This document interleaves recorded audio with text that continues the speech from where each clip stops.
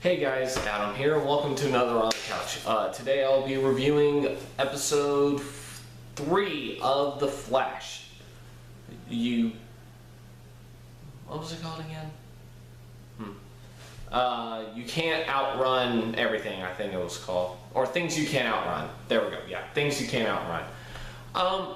Pretty solid episode, again. This is becoming my favorite show right now. So this is the episode where, alright, so the plot, let me start off with the plot anyway.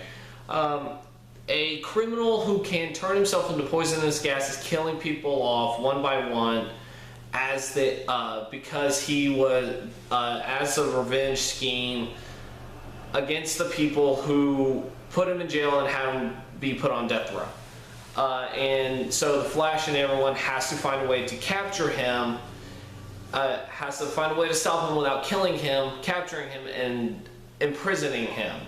Problem is, he can turn into a poisonous gas. Again, like I said, this is a pretty solid episode, even though it goes by the cliched escaped prisoner going after the people that put him away scheme. I've seen it before. I've seen it in other DC shows as well. I mean, I just recently watched the Killer Croc episode, Vendetta, in Batman the Animated Series. Same thing.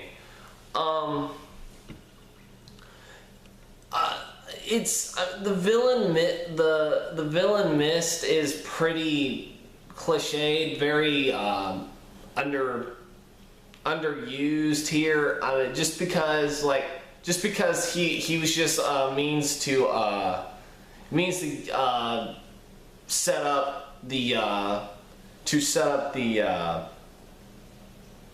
whole particle accelerator being used as a prison. That's basically all that was. I mean, honestly, I guess you could use another villain, but whatever. I mean, like I said, this is a solid episode. It's still a lot of fun to watch. This is my favorite show right now. Really, what I do like, what really is the highlight of this episode, though, is the flashbacks they show of what happened that night, which was Caitlin Snow's had a fiance, played by Robbie Amell, who is Stephen Amell's cousin, I believe. Anyway, he plays this show's version of Firestorm, and he dies. Well, we believe he dies. We know he's not going to die because he's going to appear in other episodes. But it definitely gives us more backstory on Caitlin Snow and Cisco Ramon as characters, and I think that really helped these two, because it helped you understand these two characters better. It made them know that they weren't just, oh, Caitlin Snow's just a cynical person, Cisco's the happy dude. I mean, there's more to them. There is indeed more to these characters. Dr. Wells, on the other hand, we're just going to have to keep watching. But there's more to him than that they are just slowly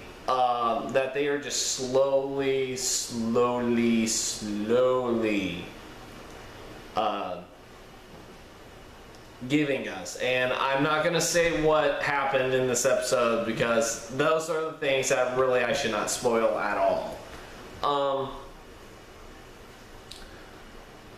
Iris West was a little better in this. I liked her a lot better in this, mostly because in this episode, like, she's dating her dad's partner, basically. And she's just going, and she's been trying to decide whether to tell him or not. In the end, he already knew. He figured it out because, well, he's the detective. But he says, like, I can't shoot my partner right now, but one toe out of line and I will shoot you. So, and usually that sort of thing, like, you know it's gonna happen, you know he's gonna figure it out, you know he's gonna be the father, is like, I will shoot you. but it's also Jesse L. Martin. He said that sort of thing, all those kind of things on Law and Order. I'm perfectly fine with it because he pulls it off pretty damn well. Also, definitely, also I do like how he and Barry are doing more to work together in capturing the villains, capturing the supervillains, but also at the same time they are going to do whatever it takes to get Barry's father out of jail. Legally, anyway, because there was a part where Barry did say, like, in and out. I can get in and out of the prison. I know how to sneak in. Which, when you think about it, it's like he broke into a prison pretty easily. It's like, wow, their security must suck if they were able to get a kid, if they were able to let a kid sneak in there. But yeah, it was a good lesson for Barry as well, because he believed just because he's the fastest man alive, he can get away with a lot of things, but he can't. He never can outrun the pain of losing his mom. And of course he couldn't outrun breathing in poisonous gas, which is another thing I was a little disappointed by. I thought they were going to do something more with that predicament than the whole get it out of me. Like, he was going to have to stick with it until they found like an antidote or something in the end, which they do, but he uses it on Joe instead of himself, because Joe was the one that needed it the most. But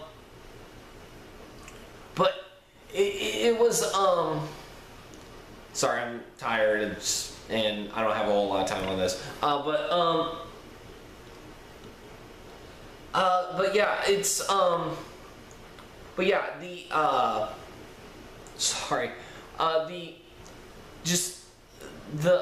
again, the chemistry between Grant Gustin and Jesse L. Martin is really, really good here. It just shows that while they are not actual father and son, you can tell that they are father and son. You can believe they can be, because they do love each other, they do care for each other, and they even did a scene where Jesse L. Martin does go to see John Wesley Shipp and tell him how sorry he is for not believing him, for thinking he actually murdered his wife.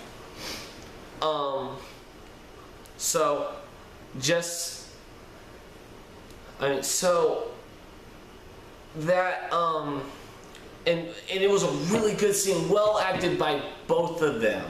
It really was well acted by both John Wesley Shipp and Jesse L. Martin, and I'm really looking forward to seeing more, especially now that especially seeing John Wesley Shipp seeing the Flash for the first time. Which makes me wonder, does he believe the Flash killed his wife? Because he also believes that in the yellow lightning, but it was a straight up yellow lightning. It wasn't red. So who knows? Maybe he does believe he's the killer. He was the killer, or maybe he believes that there are two, that there could be two. Who knows? Again, I really, really like the use of Barry's powers. Like, in the beginning, he hears a police, Cisco tells him that there's a crime going on, and he's in the middle of a friendly date with Iris. And while Iris is distracted, he runs away. He runs away to stop the crime, and he's actually in and out. He grabs the criminal out of the speeding truck, and the cops that are pursuing this criminal are going, "Hey, where'd he go? Where'd he go?" Because he's not in the truck anymore. They look in the back, and there's the criminal in the back of the car, which was hilarious. Because then Barry just runs back just as Iris was hanging up the phone, and he's like, yeah. Oh yeah, sure. Let's get something to eat. I'm hungry. Which was great because she just went, but we just had Mongolian and an extra large popcorn. How are you not fat? And I said, I run, I jog it off. So, which is true. Also, and there was another part where when, like I said, when John Wesley Shipp sees the Flash for the first time, and Barry realizes, oh crap, John Wesley Shipp might end up recognizing me. He then starts moving his head super fast to where his face is a blur now, which again is really cool. It just shows how well he can use his powers. And of course we go into more of his into the science of his powers as well. Like a sedative won't be able to work because of his metabolism. And he's like, I can heal fast, so don't worry about that. God. Also, Robbie Amell as I can't remember the character's name. Ronnie Raymond, Firestorm. He wasn't bad. He was on another show last season called The Tomorrow People, which got canceled. So I don't know much about him. It was like one of those shows that didn't really pique my interest. But here he was pretty solid. I actually kind of liked him in this. I really did. I'm trying to think now. Like I said, I don't want to reveal anything about Wells except that there's something seriously suspicious about him. At this point, people should have been watching these episodes and should know by now that there's more to him than meets the eye. I'm trying to think. But yeah, that's basically it. Other than just really the very underwhelming villain they had in this, pretty solid episode. A lot of fun. Still right now my favorite show. And I can't wait till next week when Captain Cold comes along. That's gonna be a lot of fun. So yeah. I'm sorry I couldn't talk more about it. It's just I'm tired, as always, and it's just one of those things that it's just one of those episodes where it's like there's not as much to talk about as there was last time. But so yeah, that's about it. Final thought, final score. I give Flash episode 3, Things You Can't Outrun, and another 8 out of 10. I still really love this show. I can't wait to see more, and I cannot wait to see the Arrow Flash crossover in a couple of weeks. So until then, I will see you guys next time. Bye.